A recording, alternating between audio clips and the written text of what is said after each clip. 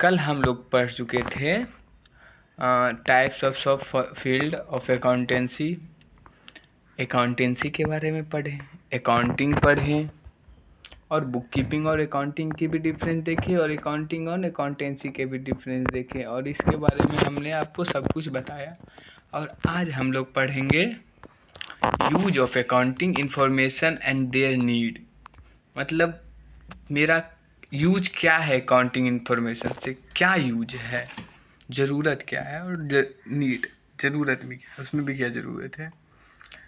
Party interested in accounting information, this user may be classify into two group. ये दो group में बांट दिया गया है। Internal user are the person who have a direct interested in the business enterprise such as owner and management।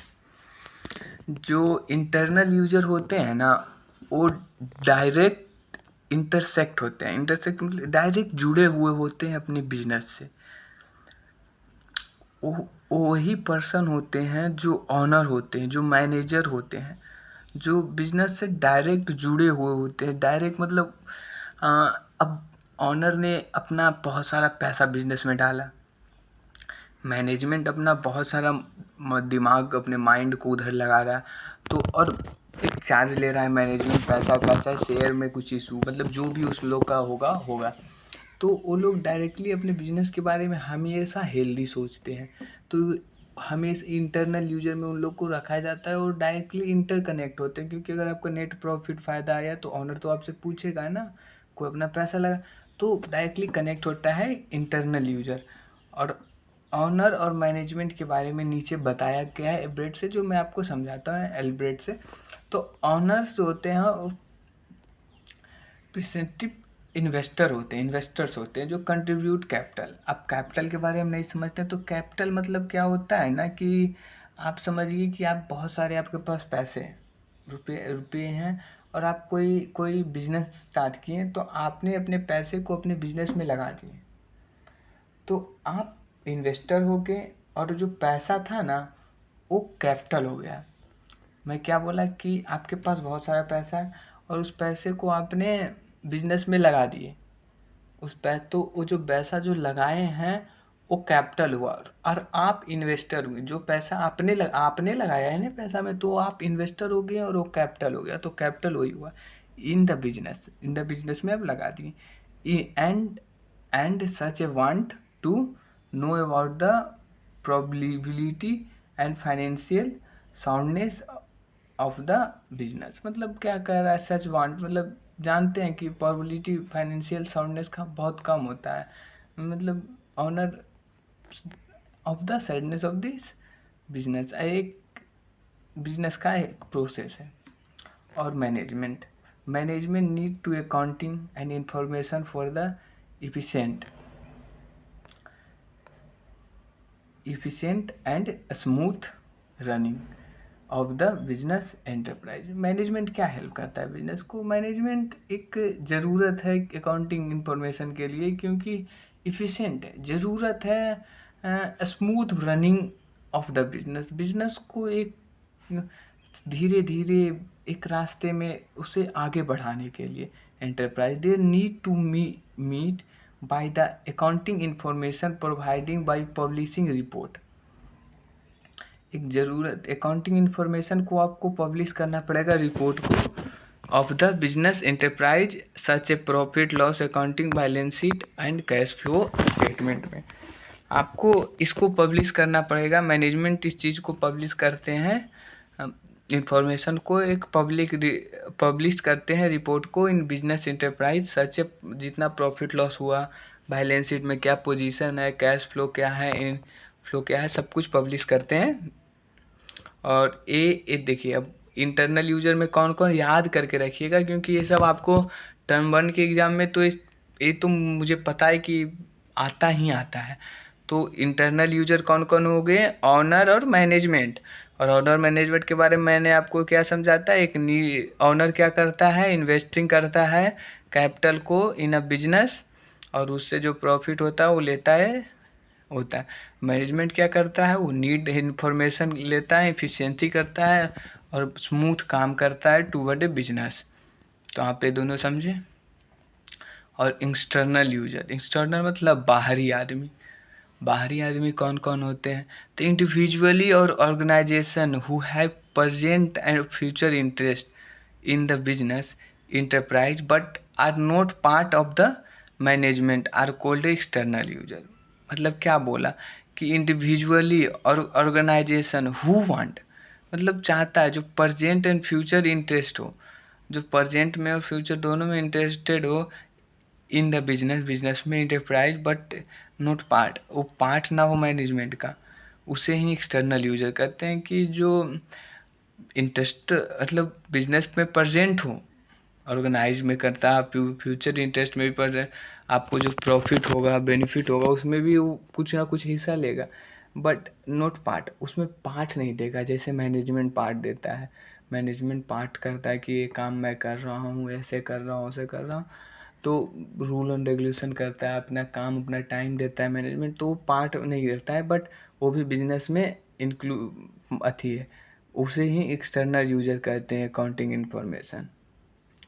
उसका पहला होता है potential investor, for example those who want to invest, जो आदमी इन्वेस्ट करता है वो हो गया। Short term credit, short term credit मतलब जो शॉर्ट टर्म के लिए उसे लोन प्रोवाइड करवाता है, जैसे बैंक हो गया। अभी जो शॉर्ट टर्म क्रेडिट होता है, for the example supplier goods and service on credit, मतलब मैंने उसे गुड्स एंड सर्विस को क्रेडिट पे उसे प्रोवाइड करवा दिया, उसे ही बोल रहे हैं। Long term credit such a financial institution, मतलब उसे फाइनेंशियली एक ताकत देता है कि मैं आपको इतना पैसा दे रहा हूँ तो आप इतना पावरफुल हैं, तो आप बिजनेस कीजिए, मैं आपके साथ खड़ा हूँ। एम्प्लॉय जो आपके बिजनेस में काम करता है, जो आपके बिजनेस में काम करता है। टैक्स अथॉरिटी मतलब क्या होता है कि जो टैक्स अथॉरिटी मतलब जो टैक्स लेता है देता है, उस चीज़ों के बारे में रहता है सब कुछ। Government government and government and their agency भी उसमें रहते हैं। Government and their agency, government को भी टैक्स लेना होता है, आपके बिजनेस आप काम कैसा कर रहे हैं उस चीज़ को देखना होता है। सोशल रिस्पॉन्सिबिलिटी ऑफ ग्रुप, जो सोशल रिस्पॉन्सिबिलिटी होता है toward business in a environment in a society, protection, ये सब का पब्लिक को भी होता है, क्योंकि आपका प्रोडक्ट वो क्यों ले, आपका प्रोडक्ट अगर कोई ले रहा है पब्लिक तो आपका सब कुछ देखेगा, आपका गुडविल देखेगा। गुडविल क्या होता है, गुडविल उसे कहते हैं जो आपने फ्यूचर में कुछ बनाया है, जैसे रिलायंस का एक नेम एक फेम बन चुका है, तो ऐसे ही बिजनेस का एक फेम हो जाता है, तो वही होता है गुडविल। तो अब इसमें नहीं दिया गया है, बट मैं बोलता हूँ इसमें गुडविल है भी नहीं, मतलब गुडविल मैं बता रहा हूँ ऐसे ही। पब्लिक हो गया। कंपिटिटर भी आपको एक्सटर्नल यूजर में आते हैं। दिस ऑल द पॉइंट एक बार और रिपीट कर लीजिए, क्योंकि इससे आप लोग को आएगा। बेस्ट इन्वेस्टर, फिर शॉर्ट टर्म क्रेडिटर, फिर long term creditor, employees, tax authority, government and agency, social responsibility groups and public and competitor. ये सब हो गया आपका। और एडवांटेज और लूजेज ऑफ अकाउंटिंग, अब इस चीज़ के बारे में आज पढ़ते हैं हम लोग deeply. Helpful in management of business, management need a lots of information for the efficiency running of the business. Management को बहुत ही ज़्यादा इंफॉर्मेशन चाहिए, बहुत ज़्यादा, मतलब हर लेवल ऑफ इंफॉर्मेशन चाहिए टूवर्ड बिजनेस को बढ़ाने के लिए, बिजनेस को आगे बढ़ाने के लिए बहुत ज़्यादा इंफॉर्मेशन चाहिए, तो सब जानते हैं। हेल्पफुल इन प्लानिंग, वो प्लानिंग में हेल्पफुल करेगा, इन्फॉर्मेशन रहेगा तभी नहीं आप प्लानिंग में कोई काम को इम्प्लीमेंट कर सकते हैं। तो management would like to know the whether the sale and increasing the decreasing is also speed increasing in cost production. मतलब management would like to know, management जानता है कि क्या वेदर है सेल का। वेदर मीन्स मतलब सीजन कैसे change हो जाता है, तो सेल का मतलब कुछ चीज़ को आप बेच रहे हैं ना, तो उसका भी एक सीजन होता है कि इस समय पर ये चीज़ बिकेगा। तो कैसा चल रहा है सीजन अभी। जैसे आप क्लोथ कपड़ा का ले लीजिए, तो इसमें टेस्ट एंड प्रेफरेंस चेंज होते रहता है। कोई क्लोथ प्रॉपर, अब पुराने ज़माने के कपड़े और अभी के, तो पुराने ज़माने वाले कपड़े अभी बिकेंगे नहीं ना। उस समय के था तो उस समय का वेदर अलग था, अभी का समय और अभी का वेदर अलग हो गया। तो उसी चीज़ को मैं बताना चाह, जो इंक्रीज बढ़ता भी है और कमता भी है, डिक्रीज भी होता है। तो वही चीज़ बता रहे हैं कि अगर अगर कोई आदमी मार्केट में उस समय के कपड़े ले आए, तो उस समय के कपड़े नहीं बिकेंगे, क्योंकि अभी का फैशन फॉलो कर रहा है आदमी ना, तो डिक्रीज हो जाएगा। और अगर अभी के समय पे और कुछ नए इन्वेंशन के साथ करेंगे तो इंक्रीज हो जाएगा, ऑल्सो स्पीड इंक्रीज हो जाएगा।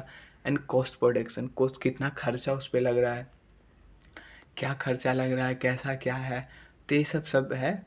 And all such information is providing bye the accounting, और ये सारा चीज़ प्रोवाइड करवाता है अकाउंटिंग।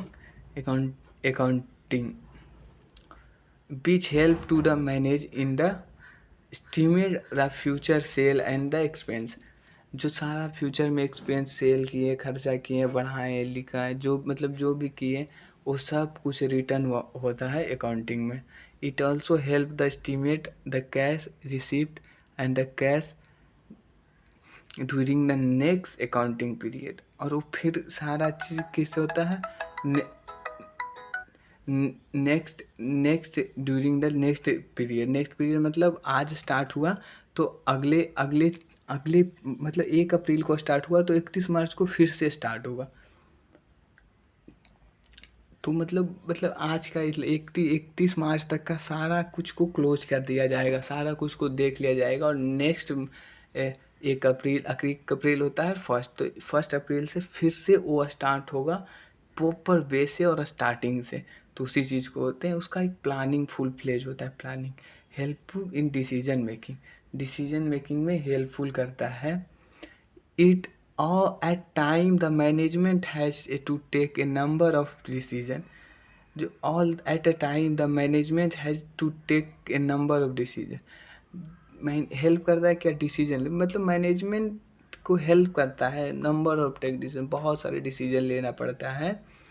फी एग्जाम्पल में आप ले लीजिए, what should be the selling price of the product, मतलब आप कितना प्रोडक्ट को आपने बेचा, हाउ मच डिस्काउंट, उस पर कितना आप डिस्काउंट दिए, ऑफर दिए off to the customer. Accounting providing the information require making the such a decision. उस चीज़ पे आप डिसीजन सब कुछ को लेना हेल्पफुल, डिसीजन लेने में हेल्प करता है अकाउंटिंग। ये भी आपके लिए एक एडवांटेज और यूज हो गया। Helpful is controlling। Management would like to see that the cost incurred reasonable and the not department in overspending। Accounting providing information to management regret, मतलब कंट्रोल, जो management would like to see that cost incurred, मतलब cost के हिसाब से ही करना, कि बहुत ज़्यादा पैसा लगा के आप कोई काम कर दिए और आपको बेनिफिट हो ही नहीं रहा। तो ही मैं बताना चाहता हूँ रिसेबल एंड डेट रीजनेबल एक लेवल पे होना चाहिए, कि किताब का मतलब एक कपड़े का दाम 100 रुपया है तो 100 रुपया ही रहे। अगर आप 200 रुपये में उसे बेच रहे हैं तो आपका घाटा हो रहा है, तो आपको बिजनेस का कोई फ़ायदा नहीं। तो आपको रीजनेबल एक प्राइस पे उस चीज़ को बेचना होता है। इन डिपार्टमेंट ओवर स्पेंडिंग, ज़्यादा ओवर स्पेंडिंग ना, providing information of management regret. Provided complete and systematic record, business transactions have grow in the size and the completely and the not possible to remember each and every transaction। A business transaction have grow size and the complete and the possible and remember each and every transaction. हमेशा हर transaction को systematic record होना चाहिए और everything सब कुछ पता होना चाहिए, ग्रोइंग अप होना चाहिए, बढ़ने वाला होना चाहिए। इंफॉर्मेशन रिगार्डिंग प्रॉफिट और लॉस, इंफॉर्मेशन रिगार्डिंग प्रॉफिट और लॉस के भी साथ होना चाहिए। Accounting report is the net result of the business activity of accounting period. The profit loss accounting prepare at the ending each such accounting disorder net profit earning to suffer during to period. मतलब accounting report जो होगा, जो net result होगा, rate result मतलब last का जो result आपका आएगा, जो बिजनेस एक्टिविटी हुआ, जो काम हुआ अकाउंटिंग पीरियड में, तो नेट लॉस, प्रॉफिट हुआ या लॉस हुआ, वो प्रिपेयर होना चाहिए। जो end of the each accounting period dissolve होगा। जो ये जान लीजिए कि मतलब नेट लॉस और नेट प्रॉफिट कब निकलता है, तो वो 31 दिसंबर को निकलेगा। 31 दिसंबर क्या है? End of the period. End of the period मतलब अकाउंटिंग पीरियड का लास्ट दिन कहा जाता है, और 1 अप्रैल को स्टार्टिंग दिन कहा जाता है। तो एंड ऑफ द पीरियड आपको देखना पड़ता है, प्रॉफिट लॉस आपको पता चल जाएगा। रिटर्न आपको लॉस हुआ है या सफ़र टू लॉस पीरियड हुआ है या सफ़र टू प्रॉफिट, आप मतलब सफ़र क्या होगा, प्रॉफिट हुआ है या तो लॉस हुआ है। So information regarding to financial position, आपको information regarding to financial position भी आएगा। Accounting report the financial position of the business by preparing all balance sheet the end of each accounting period. Accounting report of financial position of the business क्या करता है ना कि information regarding to financial position, कि आप balance sheet देखता है, उसके बाद बताता है कि आपको बिजनेस में क्या पोजीशन है, मतलब आपका फाइनेंशियल पोजीशन क्या है, आपका आप एग्जिस्ट कहाँ करते हैं। ये भी एक एडवांटेज में आता है और यूजेज में भी आता है। देखिए एडवांटेज और यूजेज सिमिलर ही होते हैं, तो आप 4 या 5 याद कर लीजिएगा, आपका हो जाएगा। याद नहीं मतलब आप पढ़ लीजिएगा, मैं आपको तो बता ही दिया सब कुछ। इनेबल टू कंपेरेटली स्टडी, मतलब आप दोनों के बारे में एक सिस्टमेटिक रिकॉर्ड होना चाहिए। Accounting have to owner to compare to near to experience and profit and, मतलब ये कह रहा है कि the book keeping systematic record है जिसमें आप इजीली कंपेयर कर सकते हैं अपने पहले ईयर के और अभी के ईयर में कि क्या प्रॉफिट में हुआ, क्या सेल हुआ, क्या एक तो आपका क्या प्रॉफिट हुआ, पिछले ईयर क्या हुआ था, अभी इंक्रीज हुए कि आपका ग्रोथ हो रहा है या नहीं हो रहा है। तो ये चीज़ आपको पढ़ना है, हो चुका है। हेल्पफुल टू असेसर अब the tax liability the probably maintain the record will be the great help will to firm to ensure to income tax GST and when to edited to trusted to taxation authority। तो आपको ये help करेगा कि taxation authority trust आपको रहेगा, क्योंकि आपका accountancy में सब कुछ लिखा हुआ है, तो टैक्स देते हैं तो जीएसटी पे करते हैं, तो सब कुछ अच्छा से पे किए ना, ग्रेट हेल्प होता है, बहुत बड़ा हेल्प होता है।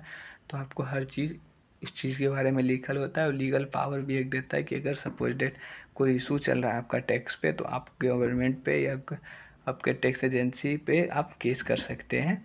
एंड इट्स हेल्प, तो आप लोग एडवांटेज ऑफ यूजेज में क्या क्या एक बार रिवीजन कर लिए। Helpful of management business, help in planning, फिर हेल्प इन डिसीजन मेकिंग, फिर help in controlling, and then हम लोग क्या पढ़ रहे हैं, providing complete and systematic record, providing complete and systematic record, information regarding to profit or loss, information regarding to financial position, comparatively study, helpful to assistant of management of liability। हम लोग आज का क्लास हुआ ख़त्म।